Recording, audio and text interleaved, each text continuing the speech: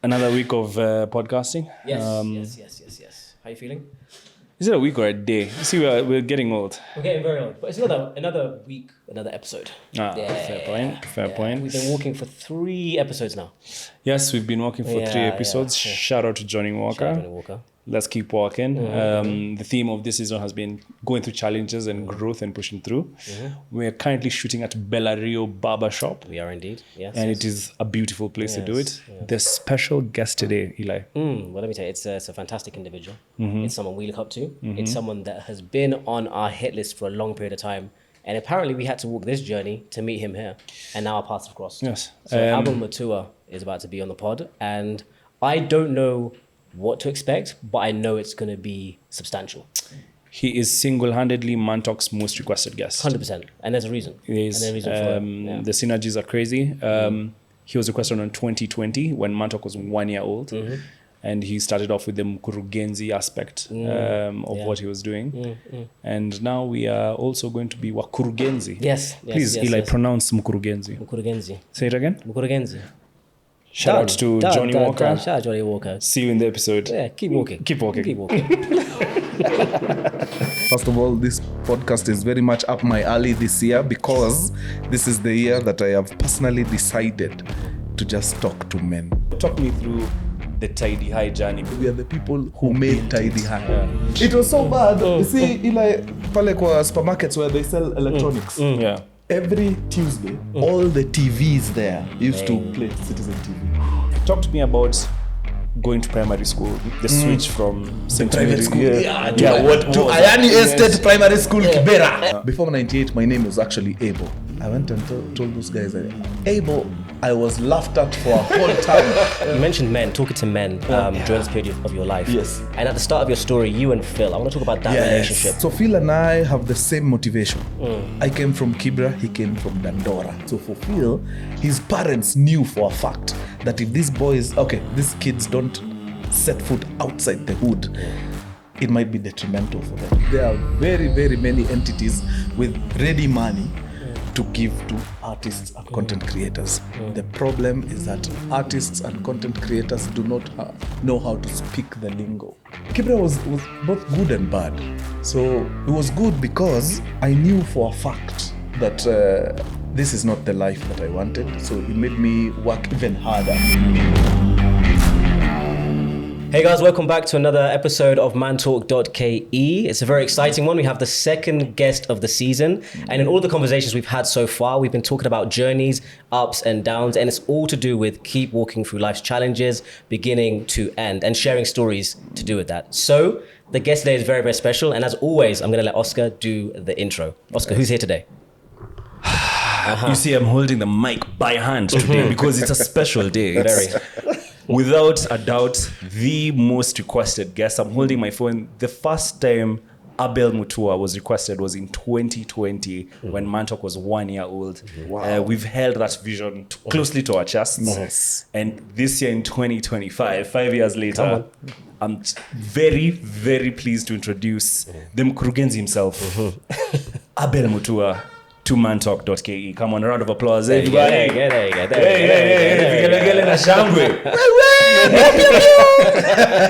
So Abel, karibu sana Mantalk.ke. We are very excited to have you. We are beyond overjoyed, the whole team. Once we locked in this date, I'll admit we are willing to do this. Guys, it's a Sunday, early in the morning, and Abel is here. So massive shout out to you. Yeah. How are you feeling today?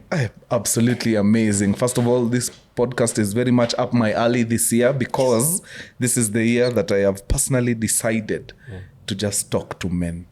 Nice. Yes. We are doing poorly on that front. It's about time we started talking to men. So that is why I am here. Yeah. Oh, amazing. This beautiful February. Beautiful February first. Morning. It's still morning.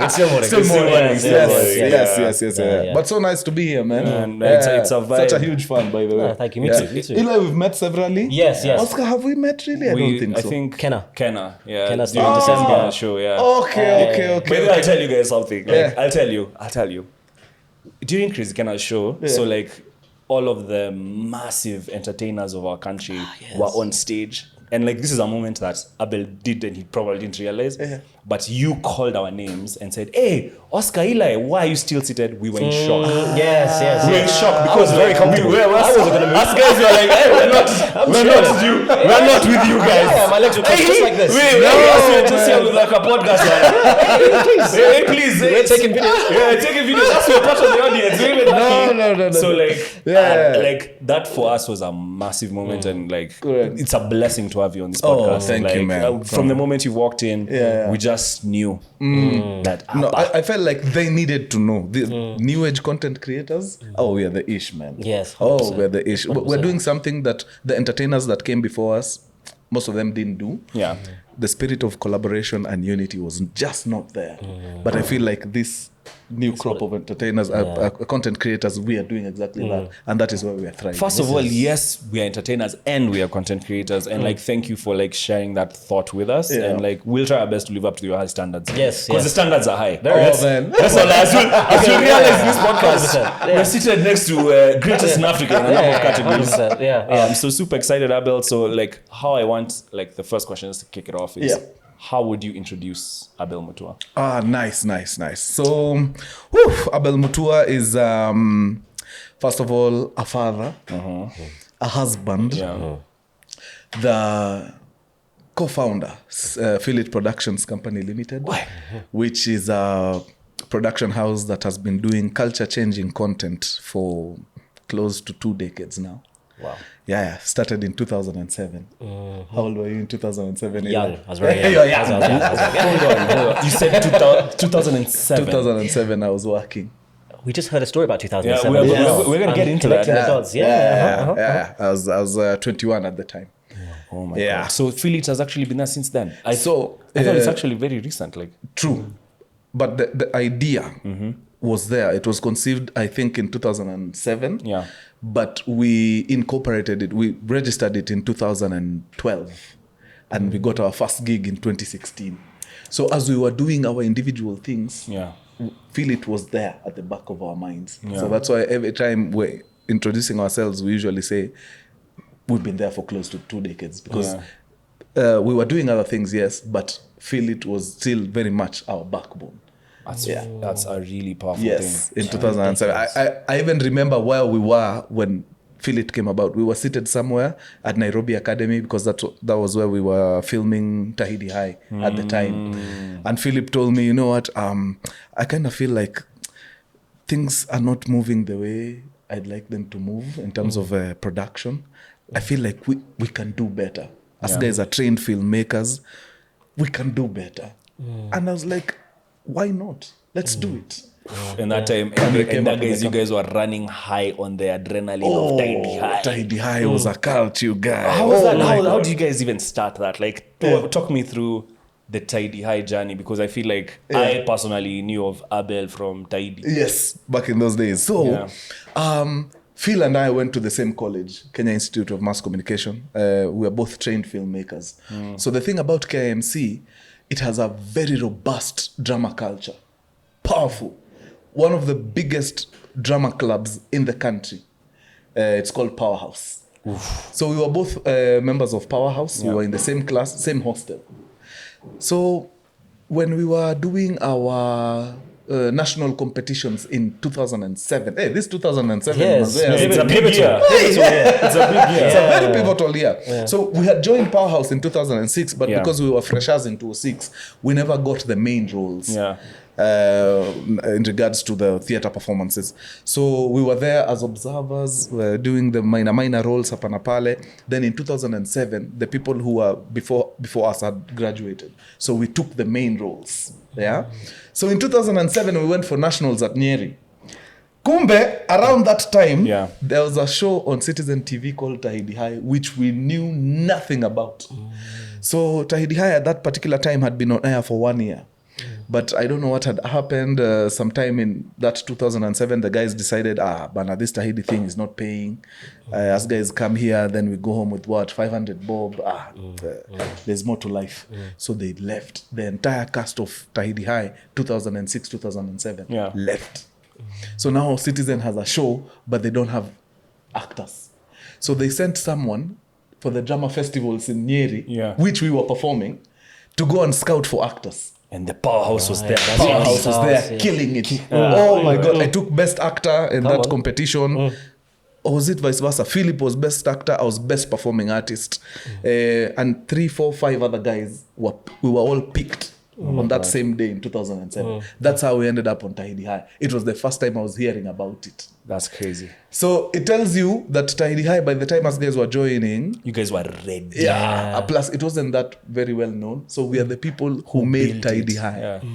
That thing was a must watch. Oh, bruh. That thing was a must watch. It was so bad. You see, ile pale kwa supermarkets where they sell electronics. Yeah. Every Tuesday, all the TVs there used to play Citizen TV. Because guys used to come and watch. Yeah. In the supermarkets. Then after it ends at 8 p.m., Finish they go shopping. and take their jobs and go home. But it's true. They're not even shopping. But it's true. They just gone for that. Yeah. But it's like that thing is a staple of Kenyan culture. Oh, yeah. And I think that when I used to watch it, because that time 2007 I was at class 8. I was class. Oh, really? class Candidate. 8. Yeah, so like Wewe I was- usomi unaona Tahidi High na mtihani. What are you doing? When are you doing homework? That time we were riveted. Because that time I was really curious about high school. Yes. And like my understanding of high school was Tahidi High. Shock on me, I was sent to a boys' boarding school. I went to Alliance. There it is. There it is. There it is. Yeah. It definitely had to come out. One per season, 1 or 2 drops per season. Listen, brother, listen. I was asked the question. We're used to it. I didn't set the trap. The question was asked to me. But Talent tulijitahidi. That's what I was saying. Good. I love it. Yeah, so that's how we ended up on Tahidi High. And it was, it was amazing. And for me, Tahidi High, I think, even where I am right now, I credit it so much to Tahidi High. Yeah. Because Tahidi High taught me how to and how not to behave.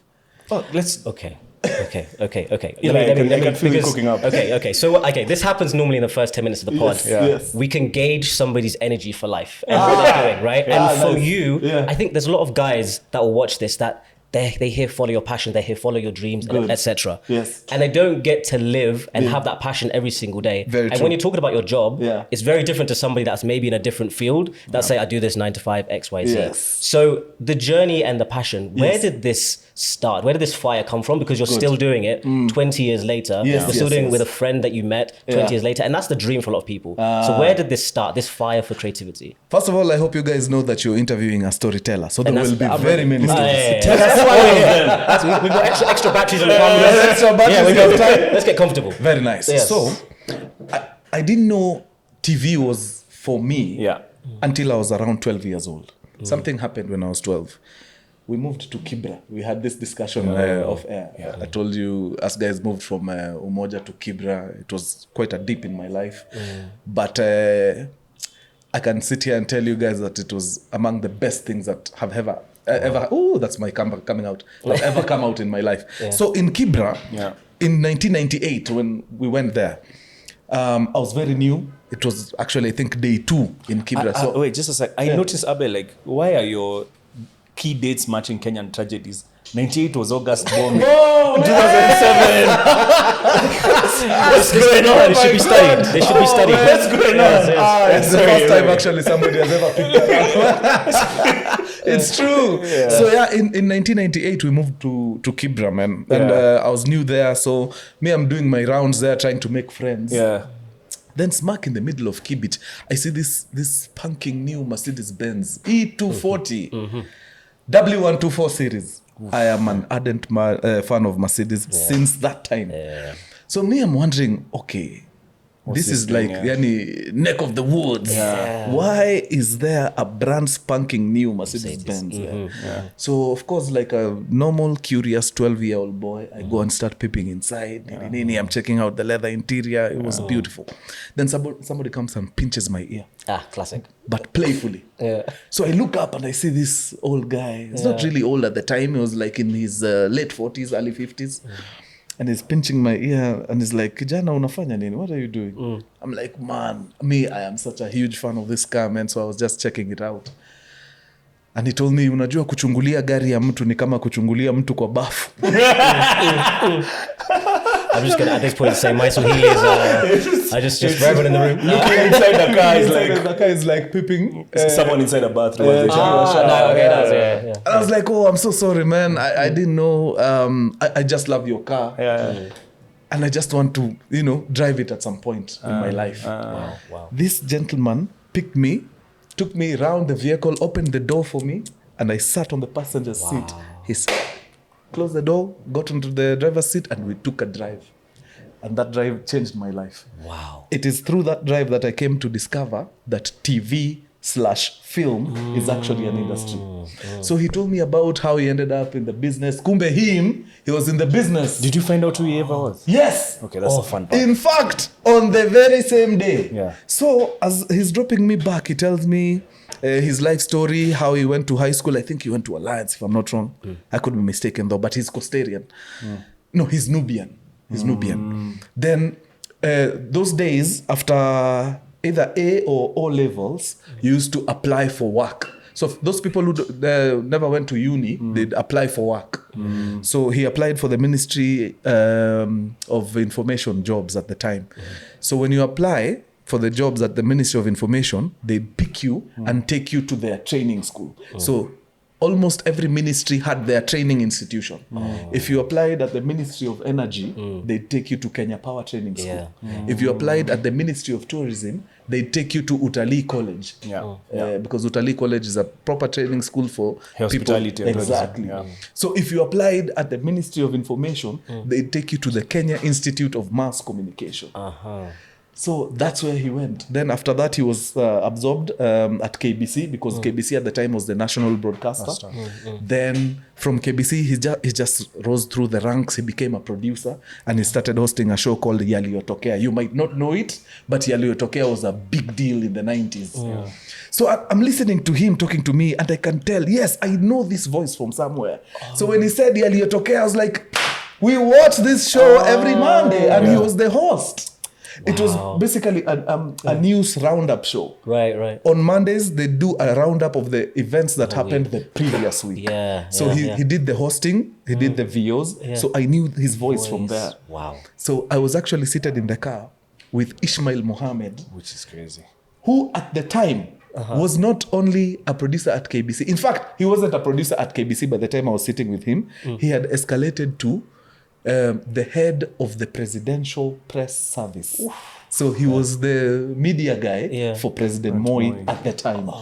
Hence the affluence, hence the Mercedes. So even the flats in Kibra, the very few flats that were there at the time, they were his. So I went home and told my mom, I don't care what I get after KCSE, KIMC is where I'm going. Your brain is just... exactly where I went. And that's why you went and joined Tahidi High. Yes. Yeah. Because through KMC, I joined their theatre club, which is the Powerhouse. Yes. Through the Powerhouse, we went and performed in Nyeri. Through that performance in Nyeri, we were picked and we ended up at Citizen TV, Tahidi High. I want us to take a massive step back.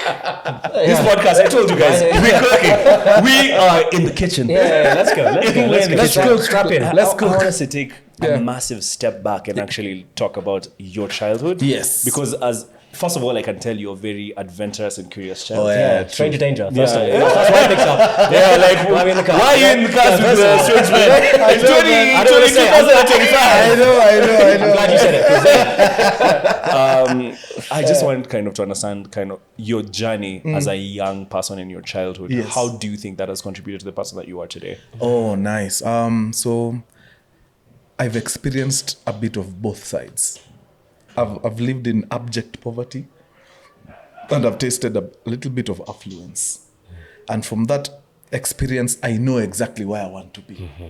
That There's no doubt. There's no. I know for a fact that poverty is just not for me. I know it. So many people might wonder how we ended up enjoying a bit, of life here and there. So in 1995, something happens. At the time, we were living in squalor. It's a estate called Kayole, Eli. Yes. You know Kayole? I've heard it. Okay. So we are living in Kayole. My mom has a sister in the States. So this sister in the States at that time was, I think, trying to pursue her master's. But, subhanallah, Mungu ni mwema. She got pregnant at that particular time. So for us, it's thank God. For her at the time, it was, oh crap, how am I gonna do it? I'm working a full day job in the bank. I'm trying to pursue my master's, and now here is a baby. So it was a bit hectic for her. So she picks up a phone and calls my mom all the way from The US. Washington, and she's like, hey man, Rose Mazemi, I'm in a bit of a fix. I have a baby on the way. And there's no way I will hack my job raising this baby and my master's at the same time. Is it possible for you to raise this boy for me? And my mom was like, okay, us guys are not doing well. We are in some ghetto in Kayole, but I am more than happy to raise my nephew for you. So she picked the next flight. Actually, immediately my cousin was born, she was on the next flight to Nairobi. I think by the time my cousin was getting here, he was around 2 weeks old. So they came to Nairobi. She came all the way to Kayole where we were living, and she looked at the place and she was like, no, there's no way. We're moving. So we went and looked for a house. She went and furnished that entire house. We never had a TV. We never had a fridge. We never had cooking, whatever's, your ovens and whatnot. She went and bought all those things, and she put us in a house in a place called Umoja Inako. At the time, Inako was brand spanking new. That was crazy. Brand new. So we lived there for 2 years, 1995, 1996. No, 1996, 1997. Do you know what's crazy? Let me tell you something. That's crazy. That's just clocked. I was born in 1994 in Umoja Inako. Are you serious? Like, that's where I was raised. My mom's first home was in Umoja. You guys are among the first people to stay in Umoja Inako. And she used to share that place with her friends because she had just started law school. What? So, like, I was like, that's why I started off life as Inako well. was 94, 95 as well, that same time. But I was a baby, so I don't remember. But it's crazy that you say so that. Us guys now came in 96. That's when I joined. Wow. So now, because mom is raising her baby, Maze, she decided to take care of everything. She paid the rent. She paid for our school. So for the first time, I went to private school, a school called St. Mary Academy in Donholm. So I experienced, Maze, a proper private school where people speak English and nothing else. And me, I'm from the hood, Maze. And my sheng is deep. So I experienced the good life in those 2 years that we stayed with my cousin Bill. But now after 2 years, auntie had stabilized. She was done with her master's. Now she came and picked up her baby. Don't tell me that she reversed. So now what happened, because my mom was single all this time we were with our cousin Bill. My mom had met a certain gentleman. This gentleman had lost the wife. He had 5 kids. And my mom, our dad had decided to bolt. It got to a point in 1994 thereabout. He was like, no, kids are not for me. He disappeared. So my mom raised us single. And then she met this gentleman in 1997. So they decided, you know what, you're single, I'm single. Let's do the thing. So she got married to this gentleman. So as auntie is coming to pick her baby, my mom now is married to this gentleman. And now this gentleman lives in Kibra. So that's how we ended up in Kibra. So he wasn't doing so well, but companionship is everything. So my mom decided, you know what, we'll build. Let's build together. I'm going to Kibra. So auntie came and took the baby. And you know, when your sister is married, you can't meddle. You can't be like, okay, now I'll be sending you tunes. I know you're married, but here's some tunes. No. Once you're married, you're married. You go build your thing. So that's how auntie left with the baby. And we found ourselves in Kibra. So first of all, shout out to Bill because he has a lot of ghetto. Like he has that good power. Black power itself in America. He experienced Umoja Inako for a solid 2 years. That's crazy. And he experienced Kibra for almost 6 to 9 months thereabout. So he's a proper hood by the time he was proper hood. But now he's Bill is one of the engineers at Boeing. That's crazy. Yes. Oh, wow. So right now he's in Seattle. My God. Shout out to Bill. About this story. That Umoja hustlers. True. So you see how I ended up experiencing both worlds. I see. And then so now, that was really powerful because like it enabled you to kind of be able to see things and to be curious in your life because there are different experiences that you're chasing. Yes. Talk to me about going to primary school, the switch from St. Private Mary, school. what To was Ayani that? Estate Primary School, Kibra. Proudly. How many times did you go home with your nose bloody? I know, man. Yeah, because you're there speaking English in class.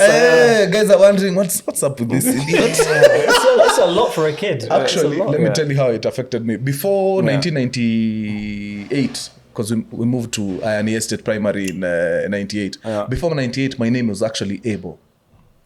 If anybody asked me my name is Abel Mutua. I went and told those guys, Abel, I was laughed at for a whole time. I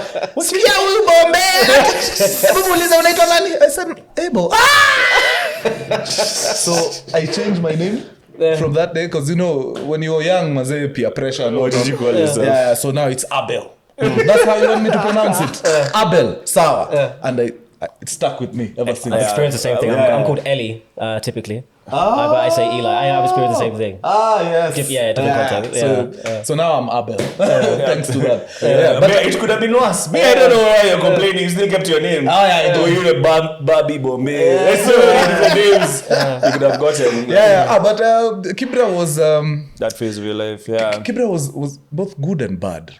So it was good because I knew for a fact that this is not the life that I wanted. So it made me work even harder. Now, these are things that I see in hindsight. It made me work even harder because I knew for a fact this is not the way for someone to live. But now, when you're at a place where people have lost hope, there's a lot of complacency. Me, as long as I have food, that's all I care about. Why do I need to work? So if you're not careful, you might end up being just a statistic in Kibra. Sisi bana, iko tu sawa. Acha nikwambia story because I'm even speaking Sheng. Iko tu sawa. Because like you've taken it somewhere. Because in South Sea, I grew up there as well, and it's not as extreme as I'd say Kibra, but it has the same kind of symptom. Yes. Because it's like that complacency, but I don't like to call it complacency. I think it's a bit extreme because I love my boys from South Sea and I love everyone from there. But it's this thing that happens where it's like, because of the economic circumstances and the way opportunities are taken away from people, the mechanism that you've developed is now to protect yourself by saying, itakuachilia. There's a saying where we say itakuachilia, like South Sea ikuachilia. It doesn't matter if you go and study abroad, it doesn't matter if you do still what, come back to South you Sea. still come back to South Sea. And it's like that same mentality for you need to like you need to be really, really, really extra, really hardworking, really innovative to live that lifestyle and to improve it. Sasa, you can imagine in South Sea, there's a slight chance. There's a chance that you might actually leave South Sea kidogo to go and pursue something and come back. In Kibra, that chance is non-existent. That's why it is so bad for people in Kibra because, not really Kibra, but in those ghettos. Because even the schools that you go to are the schools that are just within, and you're studying with people who are living the same life. You really have no people to look up to. You really have no people to show you better. And that's why the Benz was so important. Exactly. By Ishmael Mohammed bringing that Benz to Kibra, it told me as a 12-year-old that, oh my God, it is possible. Because Ishmael Mohammed himself grew up in Kibra. That's crazy. But how do you hold on to that memory even when it's tough? Because we had Tille as well. We talked about him earlier. Yes. Same thing, but his motivating factor was poverty. You said the same thing. Your motivating factor was poverty. But like, how do you hold on to that hope, that Mercedes hope, every single time as you're going through the motions? Because there might be times where yes, you've got this drive, but it goes at a certain time. So when you've lived the life, that thing never leaves you. When you've been that person who has to survive on, say, a meal a day, that thing never leaves you. Even on the worst days. By the way, there were times I was in college, Maze, and I'd just be bumming in the hostel there, feeling very unmotivated. Then I remember, oh my God, if I don't make it here, am I going back to Kibra? Right. And you keep it really, That thing stays with you until you're out. And that's why it's very important for the people who are down there to just take a step out. Yani, just go to Lavington, just roam around and see how people are living. It changes something in you. The problem is we don't live. That's the problem with people from the hood. But then now, I'll even add another thing. Yeah. Because we're talking as men now. I think this is where mentorship comes in. Yeah, like because like Facts. Yes, you're right. because like to be honest, like I've realized there's this massive gap of overachieved Yes. people who've achieved all these massive opportunities, Yeah. but they look down on the guy from Kibra. Exactly. They look down on the guy who's come from those low income zones, and they think that they are somehow better than them. But in that story you've told us about the Mercedes-Benz, which is such a powerful story. Yeah. Ismail didn't have that mentality. Exactly. He took a child Yes. from where he grew up and put him in and inspired him. Yeah. And I think that as men, that's what we need to do More more. men Yeah. doing that. Because that's what you created, that fire in your belly, right? Yeah, and that's you know, why, that is why all the shows that I've done, all of them, a good chunk of my cast members are people from the hood. I usually go back and select because there's mad talent in the hood. Yeah. Like mad. Yeah. But because these people are always there, they never set foot outside the hood. actually? Iko tu hapo. Yeah.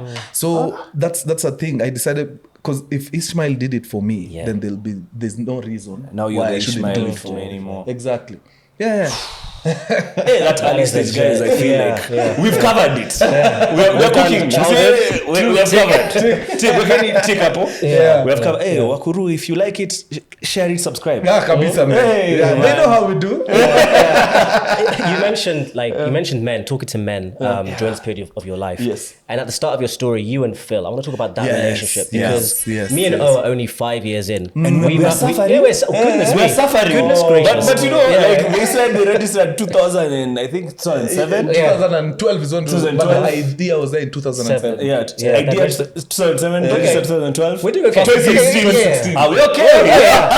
6 months we registered. 6 months. You're good, you're good. We're good. We're fine. Because we've done 5 years and we've in a condensed period of time had our peaks and troughs. We've lost money. We've I lost can imagine. people on set. Like it's been, and we sat the other day and we said, everyone. It's just me and you left. Like this room has changed so many times. Oh. And I want to talk about you and Phil's relationship because for it to be 20 years, what are some of the key differentiators that you guys have compared to other people that go into business together. When it's friendship or business? Because it's a tough one. That's an excellent question. Yeah. So Phil and I have the same motivation. I came from Kibra, he came from Dandora. Equally as bad, if not worse. So he knows that there's that place that he cannot go back to. And just like my story, remember this time Mama Bill did the thing for us and we enjoyed private school for a bit and we got to experience what better looks like.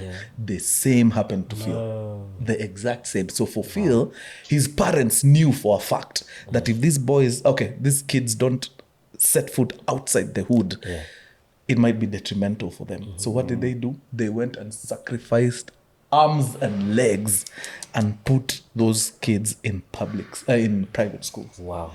So Phil went to, actually it wasn't even private. It was a bougie public school. He went to Hospital Hill Primary School in West Parklands. Yes.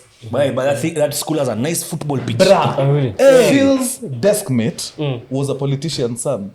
Oh wow, okay. That's how bougie that school invested in was. them. They had a swimming pool in school. And it's a public school, but it's a public school for the elite. Yeah. That thing changed his mind completely. So we were going through the same motions, me and him, albeit the fact that we didn't know each other at the time. So when we were meeting in 2005, we discovered that we had so much in common and we had this single goal, which was to never go back. Yeah. So that's why we've always been in sync. And Phillip has a gift. Phillip kind of like sees the future. So even in 2007, when we were having that kind of discussion, me and him, he said something powerful, something that I remember to date. He said, because at that time we were so excited, we were on Tahidi High, and we were still fresh, so it was So Phillip told me, brah, if we are not careful, this Tahidi High thing might actually be the only good thing that happens in our lives. What a wise guy. How old is he? 20. In fact, he's younger than me. So if I was 21, he was 20 at the time. Wise. So I'm wondering, where does a 20-year-old get the wherewithal? Hey, chunga, umesema kitu kubwa. Okay. This is an all audiences.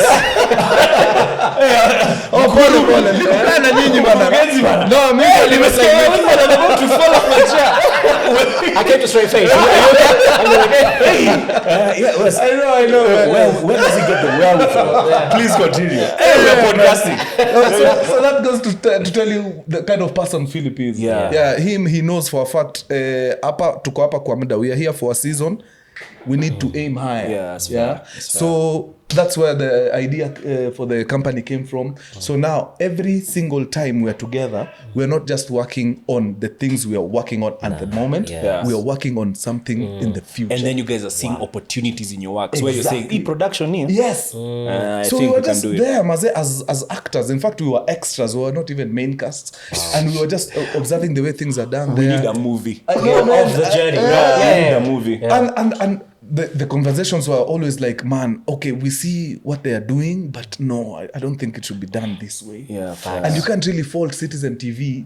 They were trying a very new thing, man. It was the very first time. Okay, I think after KBC, that an entity was trying production. But the media houses were for news. Oh, really? Maze, they went heavy in terms of Because production. equipment costs were so high So back high, in the day. personnel. Yeah. You'd rather just send a camera guy and a producer Yeah, to to the the news, site who yeah. could collect news, Yeah. as opposed to having 30, 40 people on set Yeah. producing a TV show. Yeah. So it was something new they were trying. So Yeah, I see we clap for now. them for that. But we thought, Apana, okay, we see what they're doing, but it can be better. Yeah. So that is what we were working towards. How do we make this thing better? And that's why the idea of starting a production house came to be. You know, like you've explained so much to me in that moment. One, not just about you and Phil's personality. Yeah. First of all, with Phil, I always remember the Bible verse. With him, the Bible verse that goes, if you see a man in his talents, he shall sit before kings. Yes. When he interviewed President Ruto, immediately after he was inaugurated, I was like, this guy is different. Like I remember in my mind, I was just like, and you remember I told you a story for like, these guys are different. Very. Because around that time is when we saw you guys in the Crazy Kenna. Yes, I was like, it was these around the guys same are different. I was like, these guys are different. They're interviewing presidents, Yeah. also shooting podcasts. Yeah. And like, so like the vision like you guys have is really, really great. True. But I wanted to also rope in the fact that now speaking on the creative economy, Yes. the cost of business, right? Oh, it's ridiculous. Yeah, the cost of business Oh, Lord. versus what you bring in and the methods to bring in. It's essentially a low margin business. This is why crews are so underpaid. Yeah. Oh, This my is why God. like there's no real sustainable income except for executives, right? Yeah. So how is Philit kind of transforming that, because you're now working with Very true. casts? Oh my, that's a very good question, man. Right around the time, actually a little before COVID came, again we sat down with Phillip and discovered the way we are doing business is wrong. Why? Because we were heavily dependent on one client. No business is sustainable when you're depending on one client. Preach. Our entire mode of operation was produce shows for Maisha Magic, and that's it. So if anything was to happen to Maisha Magic, that's it. Would have been jobless. That's a key. COVID came and our fears were confirmed. Maisha Magic shut down for the first time. They were like, guys, go home. South Africa, in fact, has been worst hit. Yeah. So you relax. We'll let you know when it's time to come back. Relax. Yani, we were home for months. So that time, we decided, you know what, we had these fears, we didn't do anything about it. I think this is God's way of putting us in a situation where we have no choice but to execute the things that we wanted to execute at the time. And that thing was actually finding ways in which we can expand our customer base. We can't be depending on one client. So how do we do that? We do that by transitioning from B2B, which is business to business, to B2C, business to consumer. Because instead of selling to one client, you can sell to 100,000 people.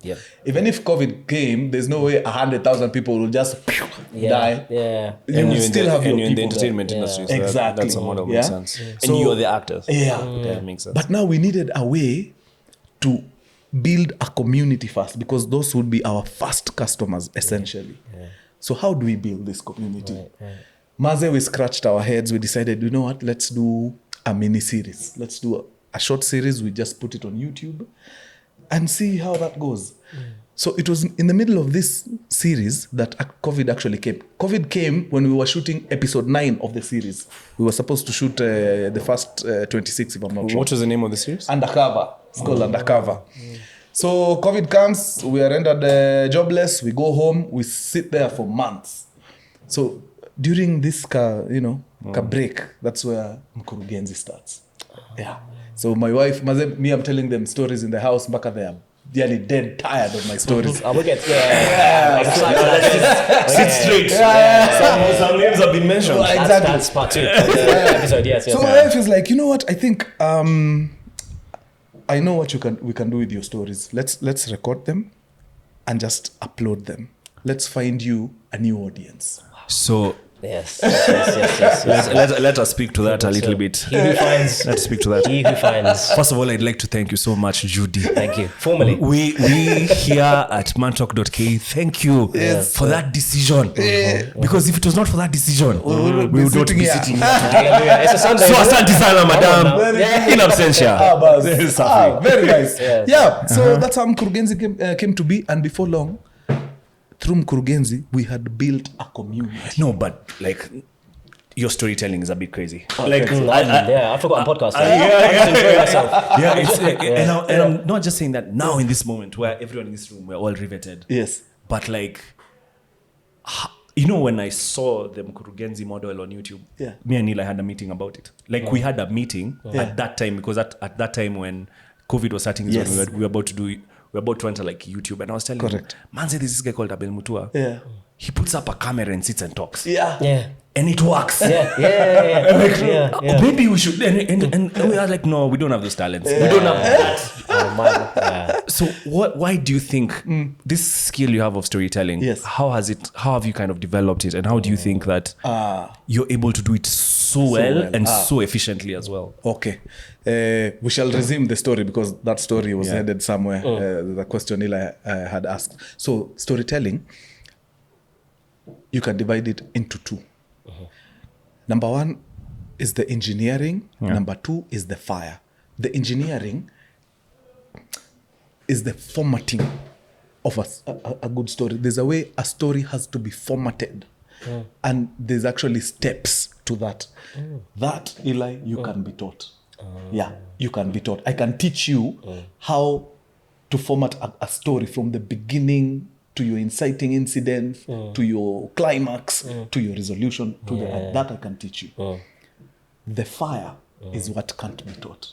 I can't teach you how to be gripping. The source. That one, you either have it or you don't. You're born with it. I can, same story, I can give it to 2 people.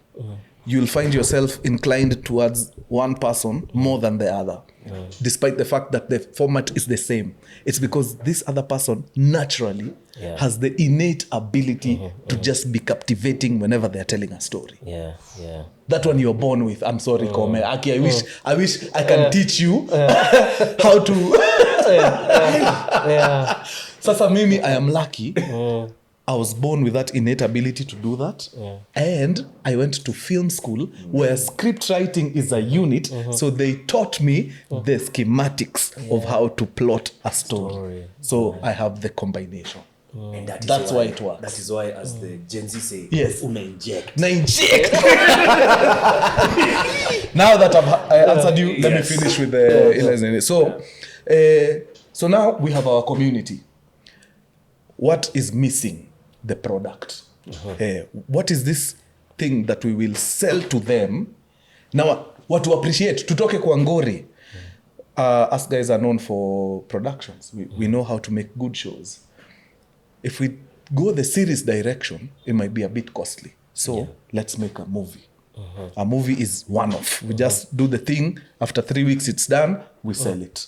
So we went and put down a movie. Again, that was another record. Never in the history of Kenya has a movie been shot in such as a short duration. We shot it in 8 days. Post-production was 3 weeks. In exactly 5 weeks from conception, we premiered. That's wild. In exactly 5 unheard weeks. You know what was the motivation? Do you know what was the motivation in the words of Tile? Mashida. Mashida, correct. Correct. Yeah. Because now you don't have 100 million to pay people. Yeah. So you can't film for 3 months. Yeah. What are you doing? So we did that. We had a product. Again, another problem. We have the product, we have the people. How do we get this product to them? Distribution problem. Luckily, there was a gentleman in the room when we were having this conversation. A young guy from Nyeri, very talented. He's a tech bro, coder. So he had our Mashidas and he was like, I think I can create something for you. He went and built a platform where us guys upload the movie.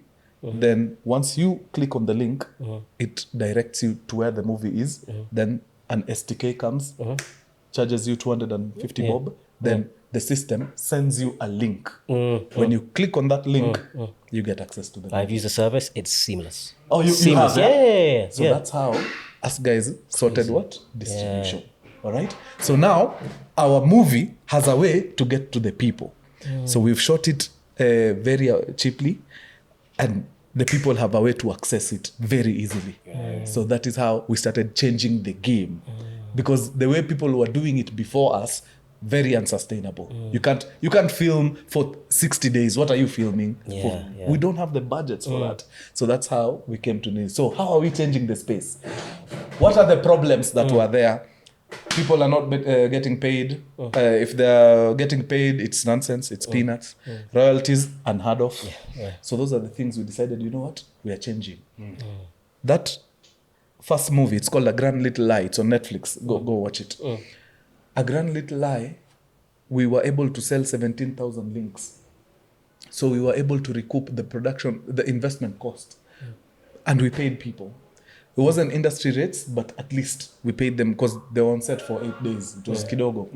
So we paid them. Then immediately the movie went on Netflix. We went back to the table and told our guys, we know this thing doesn't happen, but our movie is now on Netflix.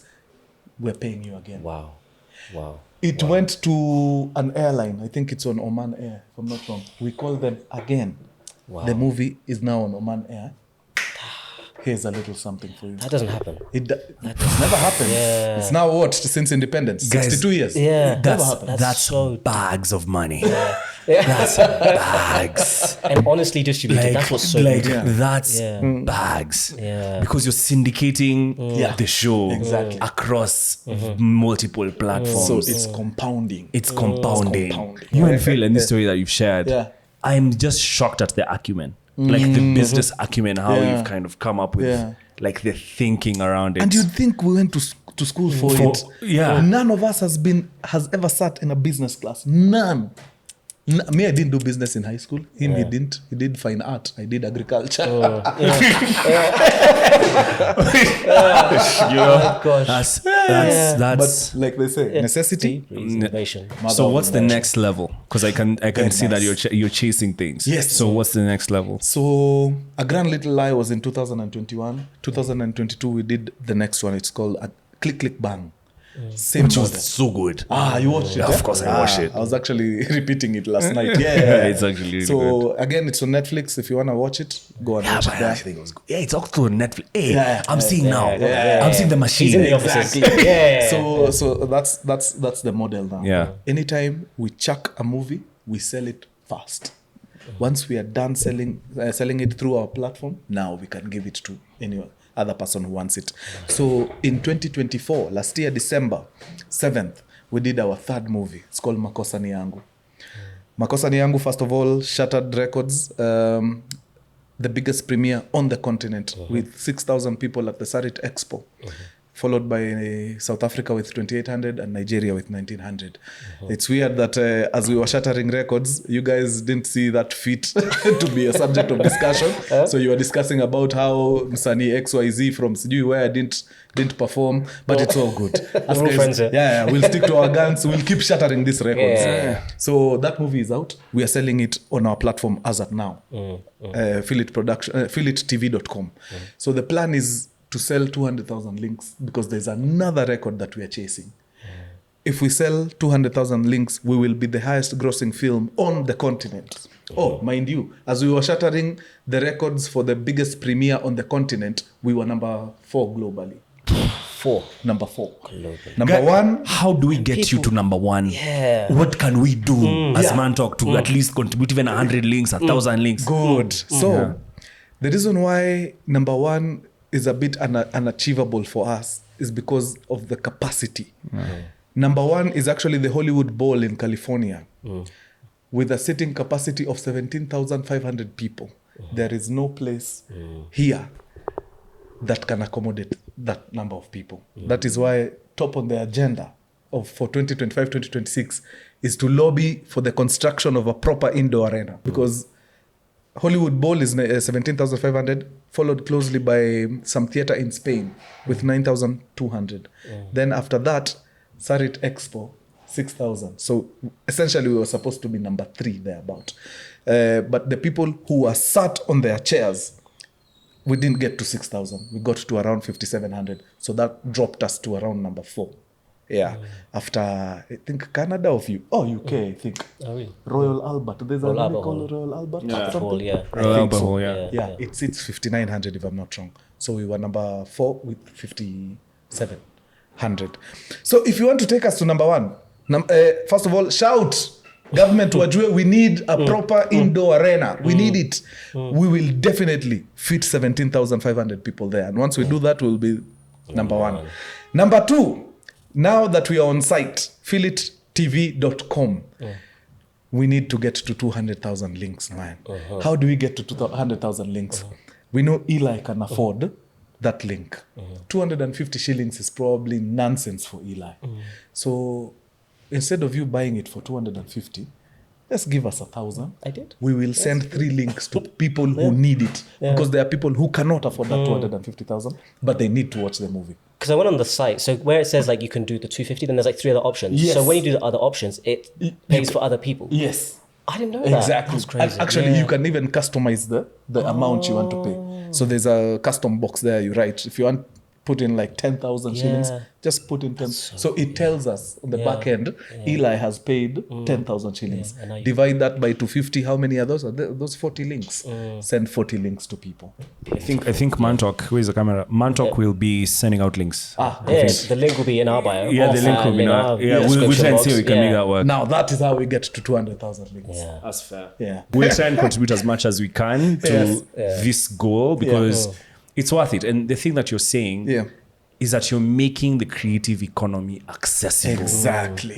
You know, that is what is lacking. Because that is what is lacking. Yes. And it's changed so many lives. Yes. In fact, what do you think about investment in the creative economy space? Are you seeing any private capital coming in? Oh my, you guys are asking all the right questions.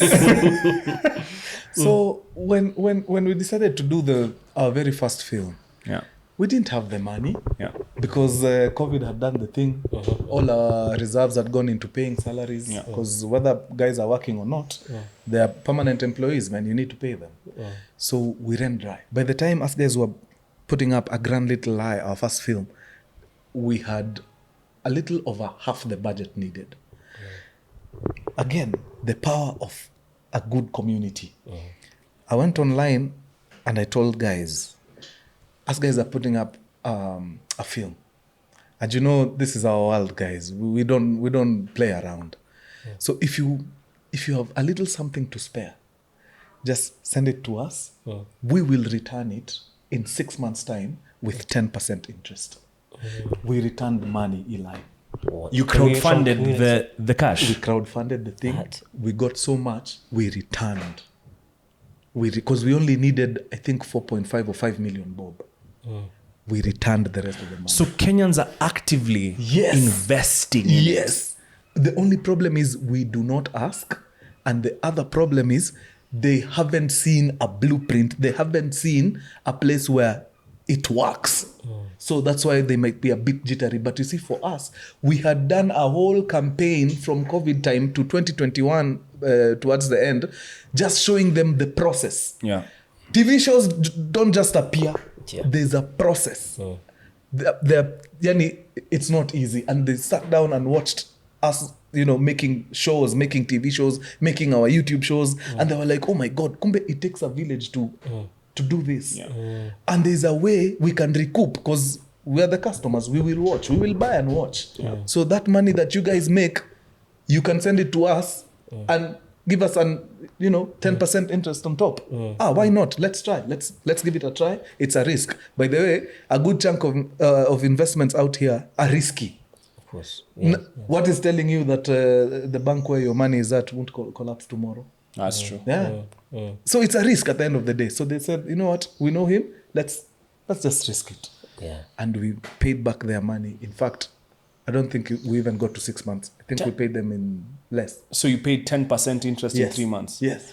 Guys, like, that's in 5 months. In like 5 months. That's a return on a Kenyan bond, an infrastructure bond actually. After 1 year. After 1 year. Yes. But Us you guys did it in 5 months. So I'm seeing ni finance. It's insane. That's such a crazy good story. So we did that for A Grand Little Lie, our first movie. Yeah. We did that for Click Click Bang, our second movie. We did that for Untying Kantai, which is a series that is running on Showmax. Yeah. And we did that for Makosani Yangu, the movie that we premiered in December. And none of those times have been unsuccessful. Zote tumerudisha do. Zote. Yeah. There's a principle I'm seeing, right? Yeah. Because I think everyone's story is very unique. Yes. Yours is in the entertainment industry, but the same thing I'm seeing is problem, find solution. Correct. Because a lot of people get to the problem and they say, like the complacency we said, no matter where you are in life. Yeah. And there might be guys that they have a business partner. Yes. And they're seeing their version of problems. Correct. When you were Phyllis seeing these problems in your team, what does that look like in a room? How do you get to okay, let's look past it and innovate? Like, what does that look like practically in a room? Okay. So again, some of these things happen very spontaneously. That's the beauty. In fact, I don't think there's ever been a proper meeting that has been done at the Philit boardroom. None. All of our meetings are usually in a drive somewhere, headed somewhere. In fact, even when we decided, you know what, it's about time now, we need to start Philit Productions. We were uko in Ushago on top of a rock. Two wise men. Yeah. He's two wise men. And we were just having a chat and we were like, we're producing shows for a certain production house. But when it comes to the credits, the credits that we're getting are individual. Director, Philip Karanja. Writer, Abel Mutua. But you do realize we have a production company that was registered in 2012. We're now in 2015. Nobody knows it. No, we need to change things, man. People need to know that Philit Productions exists. So how do we do that? We go back to this company that we are producing for and we tell them, now, when you're crediting us at the end of the show, do not credit us individually.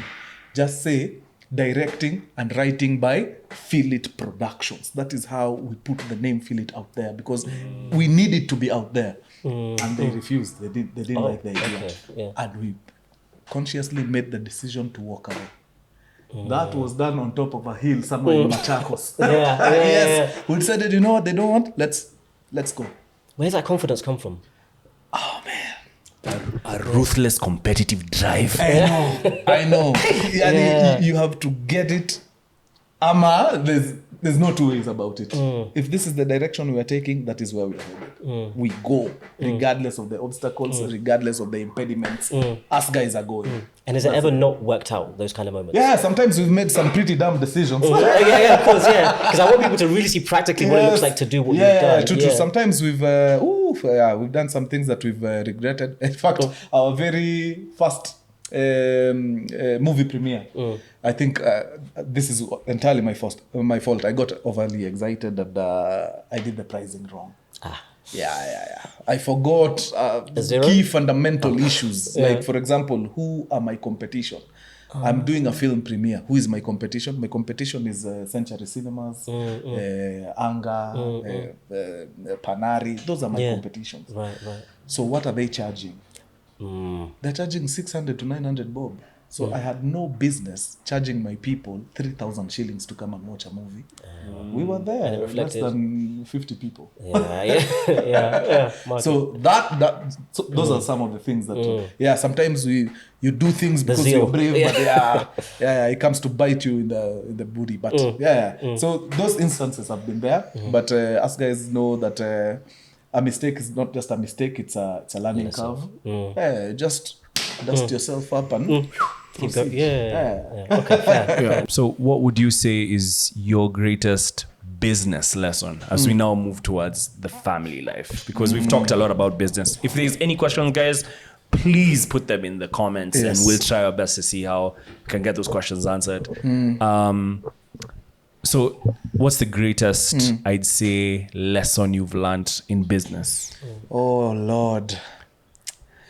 And it's going to sound very weird because we've been at it now since 2000 properly running a business started in 2016. So this is our 9th year. I'll shock you, Oscar, that I learned less than 2 months ago that I am not a businessman. I am not an entrepreneur. I am self-employed. That's the bitter truth. And that is a fact that I need to change. Most of us walk around thinking that we are, top shotter, entrepreneur extraordinaire. No, you are self-employed. Why am I saying this? Because the business model that we have built almost revolves around Phillip and myself. We're selling tickets because Phillip and myself are pushing, not even because of the people that we have on the film or anything. It's because of us. That is dangerous, Oscar, because that means if anything was to happen to Phillip and I, that's it. That's the end of Philit Productions. That is a bitter fact that I came to learn less than 2 months ago. And now we are deliberately working towards making Philit Productions a separate entity from Abel Mutua and Philip Karanja. Yeah, that is now our dilemma, and that is the biggest business lesson that I have learned. So Eli and I need to put other hosts in these chairs. Can this thing run without you guys? No, you cannot. You guys right are self-employed. Yeah. You are not business people. difference. You are not entrepreneurs. That's true. Until it runs itself. Until it runs itself. Trust me, it's true. We're We've discussed evangelists, it. actually. We're evangelists. We're pastors. Yes. And here's the bitter fact. Eli, there are places you can't get to unless you're funded. There's a ceiling. Yeah, facts. You guys will do so well on this podcast, but I can tell you for a fact, without fear or favor, there's a place you will not cross. There's just and the way people cross that ceiling is through other people. Facts. People will just have to come in and help you break that ceiling. But unfortunately, those people will not come if they discover that without Kome and Eli, this business is no more. Because that is risky. That is such a takeaway for people even listening as well. You've touched on investment. That's what you mean by if you don't effectively de-risk your business and make your business independent of one or two individuals, then it's not investable, which is very true. Right? So what's the investment space? And that's the question that I wanted us to touch a little bit on. In the private capital side, are you seeing funds that are specific towards creative economies here in East Africa? Are you experiencing Philit Productions? There's this fund from the US that wants to write you a check for in debt or equity into these businesses. So the funds are there. I won't even lie to you. There are guys like Akina Hiva. What's his name? The guy that runs Hiva, Jim Chuchu. That guy has chums to give creatives. A lot. And that's just Hiva. There are very, very many entities with ready money to give to artists and content creators. The problem is that artists and content creators do not know how to speak the lingo. Number two, we have not built our businesses in a way that is investable. That's true. That is the biggest problem, because in fact we were in a meeting the other day on Tuesday, actually, this week. That's true. This week, and somebody told us, we see what Philit Productions is doing. It's awesome. But if we put you in front of the people who are giving you this money, are you able to tell your story in such a way that it will compel that person to actually go into their pockets and give you the money? You guys are good artists, but you do not know how to tell your brand story. So where's the solution here for people? We need to learn. We need to learn. Content creators need to learn. Sit down with these people because they are there. The problem is they're a bit costly. In fact, we were talking to someone, his name is Makumi, very talented individual. His work is just to put down pitch decks so that people can use to go and pitch for funding. Just to put down 20-page pitch deck will set you back what, like 500 to 600 G's. But there's a chance that pitch deck will get you a couple more zeros. $1 million. Yeah. Wait, So it's a worthy wait, investment. Wait. Yeah. The reason why I'm irritated. Yes. So you're saying that people who are charging people in the creative economy Yes. 500 to 600K to Yes. do pitch deck. Yes. But who has 500K in the creative economy to get a So pitch deck? that's why. No, but it's there's not just that, many like- of us doing it. Yeah, Yeah. like I don't want to belabor, Yeah. but I do work in investments. So you know how to put down a pitch deck. I review them like on a day-to-day basis. That's a business opportunity. yeah. So not only is it that, but like I'm just like, it speaks to the fact that as creatives we need to come together Yes. to form some sort of union, Exactly. so that we can be able to transfer these skills across. Yeah. Because there's not only is it about like creating like investment stories, Yes. like pitch decks, etc., but as a collective, Yeah. we might be able not only to create regulation Yes. around the things that we're doing, Yeah. but also to lobby for things like skills and Yeah, classes and exactly. moments of mentorship, Which is between people who are in that sector, in that segment. And I think Actually. it's very, very important. In fact, I think Makumi was being very modest with us. Yeah. Asking us for that 500 to 600K. It's a lot of work. Ideally, what they charge is a percentage of the investment. So if you're eligible for $1 million worth of investment, Makumi takes 3% of that $1 million. How much is that? Yeah. That's like 30 G's. Yeah. $30,000 is upwards of 3 million. Yeah. Yeah. Yeah. 3.4 million. Yeah, but yeah, you're right. We need to be in spaces where these are the conversations. The problem with us artists is once Nani says it's a rap, YOLO. Is here, Yoda, until next podcast. Yeah, it's true. That's the problem. Trust We need me. to be in rooms where these are the conversations. Because it's weird that Phillip and I are 38 and 37, and we've never been in rooms where people, speak investments. The only investments that we speak of are, personal investments. Weka pesa kwa MMF. But there's business investment. Yeah. Like how do you transform your business to be able to compete with our counterparts in South Africa and Nigeria, because those guys are doing it on a large scale. The way Diamond is operating, handling his business affairs is very different from the way our artists are doing it. I'll tell you something. Yeah. Tanzanian businesses show a very high level of sophistication. Exactly. Exactly. They like I've been looking at that space for some time this year. Yeah. And what's been really interesting is the billionaire families Yes. are conglomerates. Yeah. So we find they're doing shipping, mailing, Yes. all these different Yes. things. Entertainment as well is in there. Exactly. So like I think there's definitely a lot Yeah. of value in that conversation about learning And about it's a good thing you mentioned that, because that is, again, is a way that we need to think of our businesses. So our business is not just content creation. Content creation should create an ecosystem of other things that can go with it. For example, at Mkurugenzi, we tell stories on YouTube. If you ask just a layman out here, atakwambia that is the job Mkurugenzi does. But out of Mkurugenzi, there's a merchandise line. Out of Mkurugenzi and Philit Productions, there's a whole cinema line. Out of Mkurugenzi at Philip Productions, there's an event line, because these movies have to be premiered and those are events.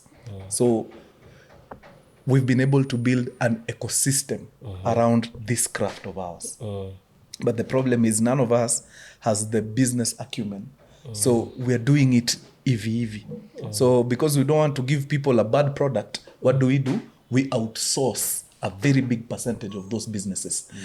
And the rules in business are, if you are outsourcing more than 45%, toka your biashara, that's not your business. That one is somebody else's business, just get out. But sisi, when we are planning our events, 90% outsourced. So we put down an event, like the premiere cost us 12 mic to put up. We went home with 140 Gs. That's how much we made. So you're putting in 12 mic to go home with 120 Gs. You're outsourcing everything. That's why you're not making money in that venture. You have no business being there. So let's get professionals to come and do our business for us. Yeah. There's something though that's so unique about what you guys are doing, because you mentioned B2B, then going B2C. A lot of people, I want to talk about the journey of building that community and sustaining it. Because a lot of people might say, yeah, that looks good, but they're B2C, there's not many in their community, and there's not that trust, there's not that connection. And that's something you do so well. So you talk about principles when it comes to business, but what about the principles with you and how you interact with your community, how you sustain that? Very good. So in fact, just to summarize everything, I'll just tell people, value transacts with value. People go where they feel they're getting something. If your podcast, Mantalk, is just about bringing people down and just useless gossip, you will have numbers for days. But those numbers will be useless. You'll be calling guys for a live gig, 4 people show up. Because they're not getting value. Gossip has never been value. Facts. So for us, that really played a big role. Because apart from just telling them stories for entertainment, we make sure that we curate our stories in such a way that at the end of the day, someone has learned something or someone has been inspired. And if I come across a story and it's very entertaining, but it's missing the education aspect or the inspiration aspect, I'm not touching it. That's usually that's a good principle. More often than not, I've found comments online. Manze, mkurugenzi bana, you won't believe it. I had already hung up the noose. I was just looking for psych to put it around my neck, and I decided to go to one of your stories just to... And immediately after your story, I got up there and did the thing, and I have a new lease of life. That one is someone who has derived value from whatever you're doing. You think, Eli, if I tell that person to give me 1,000 shillings so they can come for my event, you think they'll refuse? They'll be there at 6 in the morning. It's priceless. So as content creators, always ask yourself, what is this one thing that you're giving your people? And if you find that you're not really giving people something substantial, something of value, then reevaluate. I think people try to give someone's value based on what Abel's doing, or like give someone's value based on what someone else is doing, rather than being like, what do I have innate in me that I can give, because it's sustainable, it's natural, and people are actually drawn to it. And I'm sure you have it. Like Mantalk, you are speaking to men. That is I told you this year, that's my agenda. I want to speak to men, because I've discovered we are coasting. We are free flying. By there, we are winging it. We're not talking to each other, and that is why you start seeing things happening, and you're wondering, you want to tell me that guy stabbed the lady because of chicken wings? It's not chicken wings. It's piled up, pent up anger and no outlet. So we need to start talking to men, because there's a problem. On femicide, there's definitely a problem. And you know the interesting thing, every time there's an economic downturn, an economic recession, it goes up. It shows up. It shows up there, and these statistics are there. They're available. We actually did an Instagram live once on gender-based violence a few years ago, and did some research on it, not a lot. And we're seeing those trends come back. And even stronger. And now the question becomes, what is government doing about it? Why is there a Ministry of Gender? I really want to know. We want to know. And to even speak about more on that is also youth unemployment. It's a crisis. We're having a crisis of youth with a lot of talents. And every guest who have come, who's sitting on a chair now, we're asking the question of, Abel, what are your thoughts on what you'd give a young man or a young woman watching this, who's currently been applying job after job after job and looking for opportunities? What word of encouragement would you give them, and what strategies could you kind of assist them with as they go through this tough time? Because we are empathetic about that. Very nice. So, first of all, I think we all need to be cognizant of the fact that the people we've put there, the people we've elected, have other agendas. The agenda of creation of employment, empowering the youth, doesn't seem to be anywhere in their priorities. So now, the only people that can save us ni sisi wenyewe. We need we need to come together. And this is a very foreign concept to most Africans. I don't know why. Actually, Kenyans. I think I know why. It's the system. See, the way our 844 system was built, everything was... Don't look at my work. Why are you looking at my answers? We're very individualistic. But the system did not account for the fact that nothing is individualistic out here. You have to operate in some sort of a team. Even you guys in your podcast, you're a team. 100%. Yeah. You are never by yourself. So the system needed to change to accommodate the aspect of teamwork and collaboration. People are wallowing in poverty because they're thinking of how to do things by themselves. Instead of thinking collectively, hey guys, maze, this thing is a problem. Maze, we pia una kazi, even you're not working. No, we need to find a way to come together and do something. We're very individualistic. So to the people who are looking for work right now, maybe you're approaching it a little bit wrong. Clearly, you've tried tamaking by yourself for years. It hasn't worked. Maybe it's time to change tact. Who is there in your circle that you feel like you can, come together and do something beautiful together? Find that person, put your heads together, try and make something work. It will be easier when you're many than it is when you're by yourself. So let's collaborate, guys. Let us collaborate. We will change the way things are. I think the parting comment / question is, you've talked about collaboration and not going alone, but this journey was not walked as one man. We've talked about your business partner. I feel there needs to be a slight nod to the young lady that's also like been by your side during this journey, because this is going to come out around Valentine's Day. We're not going to spend too much time on this, don't worry. But the journey of walking life's path and pushing boundaries. How important has companionship been for you during that journey? And what tips could you get to guys that either are in companionship, are looking for companionship, or are scared of companionship? True. Are scared of? There might be some, but not myself. But there might be some. There's some that are scared. There might be some, yeah. So I know everyone's life is very different, but I'll just speak from my perspective. I think the best thing that has ever happened in my life was that lady coming into my life. Judy has been with me since 2007 when we were starting. Wow. 2008, sorry, yes. In fact, when she came, she didn't even know about Tahidi High. So she was wondering, why are girls all over you all of a sudden when they see you? And I'm trying to tell her, behavior? What is this? Uncouth. And I'm trying to tell her, yo, I'm a big deal, by the way. I don't know why. I'm a big deal.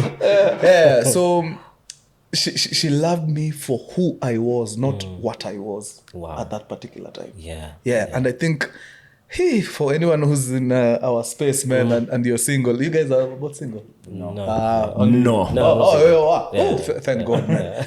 If you're famous and you're single, you're in problems, because finding that person who's right for you, problematic now. Because God blessed me with the best person in my life, it would be stupid of me to look for somebody else to drive my agenda. What am I saying? When I was looking for a manager, someone, with my best interest at heart, I did not even think twice. I knew for a fact she was the one. Because the person who sleeps next to you every night is a person with your best interest at heart. Lakini, I know nowadays you guys are sleeping with snakes. Someone is plotting for you. It doesn't go wrong, it starts wrong. So you need to reevaluate. But if you have your wife there and this person has been with you through your ups and downs, that is the best person to run a business with, because they know your weakness, they know your strengths, and they are perfect for you. So for me, that has worked really well. The fact that Judy is my manager. So the only thing that people might find a bit problematic is the fact that now, because you're working together, it means you're together 96% of the time. And when you're with someone 96% of the time, you're bound to. Yeah, of course. But to those people, I say, your wife shouldn't just be a wife. Your wife should be your best friend first. Amazing. All right? So when you're operating with your best friend, nothing will come between you easily. So you might piss each other off kidogo leo, but at the back of your mind, remember, bestie, man. This is my best friend. So let's squash what's going on, then we pick it up from there. So I think that is why after, since 2007 to now is what? Is that 15 years? And how's parenting kind of enter that Oh, relationship? beautiful. Again, there's no manual for good parenting. There's nowhere you will walk in and buy a textbook how to be a good parent. Because kids are different. Right. Yeah, your formula for raising baby A might be very different from your formula for raising baby B. So you just wing it. But the proper tool that you must always equip yourself with is love. Wow. Just show your children love. You will have a very smooth sailing. Yeah. So I think that has been our silver bullet.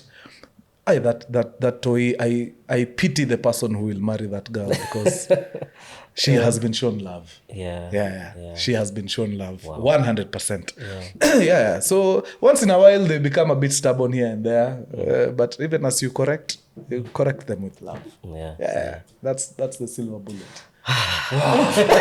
Feel a woman's side. That was beautiful. Yeah, I wouldn't lie. Where's the camera? This is hands down top man. This might be the best podcast we've ever shot. You guys stop. I wish I was capping, but like we'd keep going and keep going. This feels like it could go to a part 1, part 2, Just that part family 3. aspect, there's a whole hour there. There's a whole album. That's true. There's a whole hit list that's in there. But true. like, man, like what a podcast. Thanks, man. And thank you so much for pulling up, Abel. Like, to be honest, one of my last questions that I have left was, there's a crisis of leadership in this country. I hope that, I just put it as a suggestion, no pressure, but personally, I really hope that you consider. Just say. Just no pressure. No pressure. Like you are now. B2C. You know. In this country of ours, presidency, we allow it after 35. You are well beyond it, but you have, what I'll say is, you have a king's disposition, like the disposition of a king. You speak with wisdom. With power, now you're giving me pressure. But it's true, bro. Like, I'm just gonna give you your flowers right here, man. Thank You you. inspire us as young people. You're a very strong voice of the youth, and you walk as you're saying. Guys, when we were about to shoot this episode, we asked Abel, what are the things you didn't want us to talk about? Where are the red lines? And Abel said, nothing. I am a complete open book. You can take this conversation anywhere. And that speaks to integrity. And to be honest, at this time, chapter 6 of our constitution speaks a lot to integrity and public leadership. Nice. So I'm not saying anything, but I think you understood what I'm saying. Poster coming soon. Kasarani. So you're a big voice for our generation, and it has been a privilege to interview you and to have you on the podcast. These other plans Mantalk will hopefully be working on soon. Me and Eli are having conversations, and we'll try our best to involve you.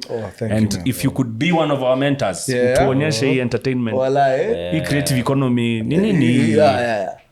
So we don't most make certainly, mistakes. man. Most certainly. So asante sana. Thank you so much. Man, pleasure is all mine, man. First of all, let me just say this has been one of the most interesting conversations I've ever had, and you guys are asking all the right questions, and that is something that I really love about you. I've been in places where I've left the room feeling like it was a total waste of time. They're just for the likes, so they're asking irrelevant questions or gossip, but you guys know exactly what to ask. And personally, I feel like you're the right vessel to steer men to victory. So keep doing what you guys are doing. Mantalk is very well needed. It's very well needed. And you guys are doing a splendid job. That literally means the world. Because when we envisaged this podcast 5 years ago, we had the perfect guest. We had the perfect conversation. And we've been chasing that like a high for a long period of time. Yeah. We've got it a few times, but Yeah. I think I can agree with Oscar in saying that there's so much context to you. Yeah. There's so much humility, but there's so much that's been done as well alongside that. And it's rare to find someone that has all these aspects of life, a journey, a family, success, a community, and will still take the time on a Sunday morning to come and sit down because you didn't need to be here. Anything for my bros, man. 100%, man. So your time is really valuable to us. Thank you so much. Absolutely. And we're going to support everything you're doing. Same way you supported us. Asante, man. And as we wind up, I just want to let guys know that I am not yet there. We are not yet there. We're still on a journey. Of course. Yeah. If you know what I say, Msininyonge wazee mkifikiria nimekafunga hapa nje. We're still on the journey. if you know, you know. If you know, you know. If you know, you know. So, that's been Mantalk.ke. Remember to like, share, subscribe. Wakurugenzi, if it's the first time you're here, welcome to the community. We'll keep bringing you fire conversations and we'll do it in a low-key way. We don't chase here. It's vibes. It's vibes. And remember, keep walking. Shout out to Johnny Walker. See you next week. Cheers. Bye.